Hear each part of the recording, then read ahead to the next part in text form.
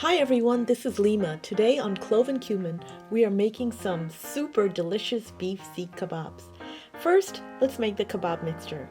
Add the ground beef, cumin, coriander, garam masala, chili powder, black pepper, garlic, ginger, onion, cilantro, green chilies, soy sauce, fish sauce, ketchup, and an egg. Mix everything thoroughly.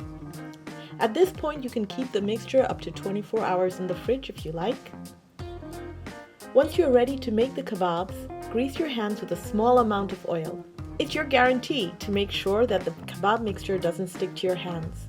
To shape the kebabs, take a handful of the ground beef and make a ball. Place the ball onto the skewer and press the mixture into a cylinder or sausage-like shape. When done, place the kebabs on the wire rack. As you can see, because of the oil, the mixture is not sticking to my hands at all. Broil the kebabs for about 4 minutes on each side. Serve immediately.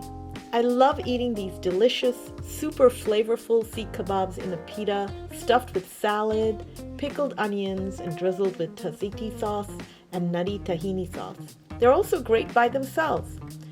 I really hope you enjoyed this video. If you like this type of food, please check out our other videos on our channel. Bye!